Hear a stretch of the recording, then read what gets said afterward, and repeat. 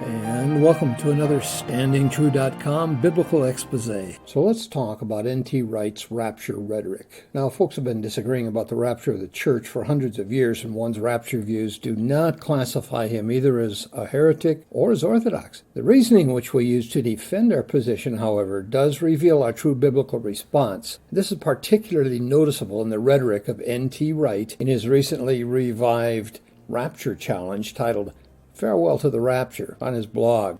So let's talk about it.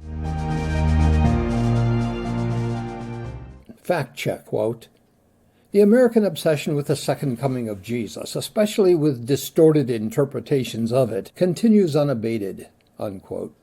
Now, in reality, evangelical commitment to the rapture is fading in direct correspondence to the impact of the new Calvinism, though it did experience a short revival around the turn of the century.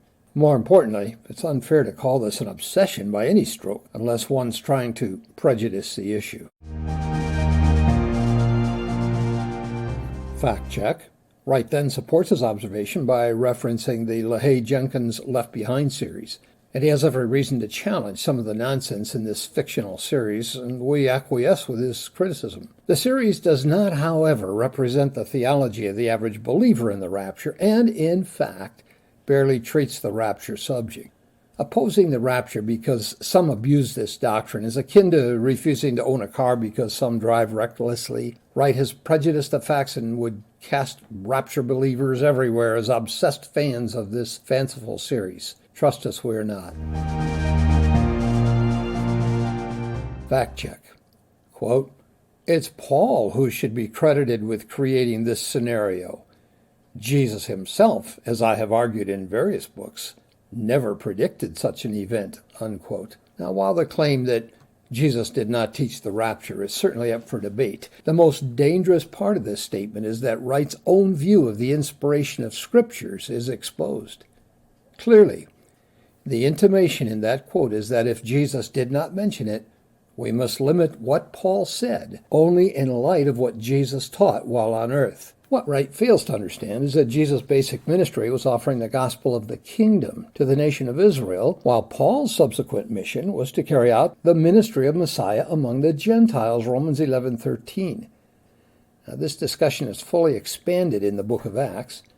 And further, Paul received additional revelation by the mouth of Christ, 1 Corinthians 11:23, Ephesians 3:3, and it only makes sense that Paul would stress the rapture more than Christ, because its message relates to the consummation of the ministry of the church. The entire scope of the nature of the church and its place in history was yet an unrevealed mystery, according to Colossians 1. And if we're to follow Wright's logic, we must discard anything Paul taught which Christ did not teach. Fact check. Quote, "Understanding what will happen requires a far more sophisticated cosmology than the one in which heaven is somewhere up there in our universe, rather than in a different dimension, a different space-time altogether," unquote. Heaven and earth are not different dimensions. They are separate entities, and each has a clearly delineated past, present, and future laid out in God's Word. Now, this dimensional claim, of course, is the result of Wright's own obsession with ancient Near East religion, pagan worldviews, now expressed in modern notions of theoretical physics. The Bible clearly and consistently refers to heaven as a physical place, and for that matter, it is up. These are basic biblical tenets which virtually all of God's people in all camps have held universally until the popularization of the views of the Bible Project, Heiser, and the likes of Wright. Now, to accept this, quote, "sophisticated cosmology," unquote, is to go far beyond the limits of God's Word, and it requires, by the way, a restatement of one's anthropology, hamartiology, angelology, soteriology, eschatology, and even theology proper, as Wright's friends at the Bible Project have so clearly shown us. Fact check. Wright then treats a few select rapture passages in an entirely metaphorical context, insisting that, quote, "Paul's mixed metaphors of trumpet blowing and the living being snatched up into heaven to meet the Lord are not to be understood as literal truth, as the Left Behind series suggests, but as a vivid and biblically elusive description of the great transformation of the present world of which he speaks elsewhere," unquote. Now follow the steps in that quote. First, we are to treat any and all rapture passages as metaphorical and reject any literal statements regarding the rapture at hand. Secondly, we are to understand that they are all vivid biblical descriptions of the coming transformation of the present world. In order to build this scenario, we must reject simple literal interpretation and substitute Wright's wisdom in assigning the correct metaphors to each passage. And then finally, we must somehow fit this into his brand of dominionist worldview. Fact check. Quote, wouldn't this be overturned if we recaptured Paul's holistic vision of God's whole creation? Unquote. Unlike Dr. Wright, Paul's holistic view of God's whole creation certainly conformed with Christ's and the other apostles' views.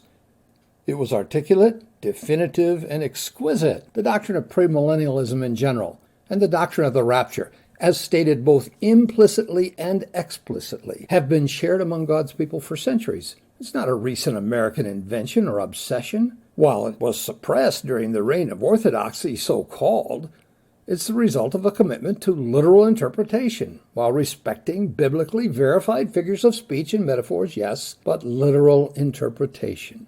Now, we cannot pick and choose what verses we will use, what verses we will treat as literal and metaphorical, and what scenarios we must imagine in order to make things work in our theological system. See, that's the beauty of literal interpretation. Now, if metaphors are in vogue, consider this. Theoretically, we could take all the parts of an automobile, place them in one large box. Now, that would be a holistic collection. Or would it? Of course not. We could even assemble some creative, functional items using the pieces in that box. It would still not be a holistic assembly. Paul's holistic view includes all of the respective elements of Bible prophecy, properly assembled, easily understood and recognized by all of God's people who commit to simple, literal interpretation, allowing metaphors to illumine and expand what God has already clearly stated. You see, the problem with literal interpretation is it's so boring and it leaves so little room for the creativity of human flesh. So the choice is in front of us. We can embrace a self-canonizing, self-perpetuating, and self-interpreting Bible, or we can be forever dependent on those higher authorities and their various mixes and blends of theological fantasy that often change with the wind. Thank you for listening to another StandingTrue.com Biblical Expose.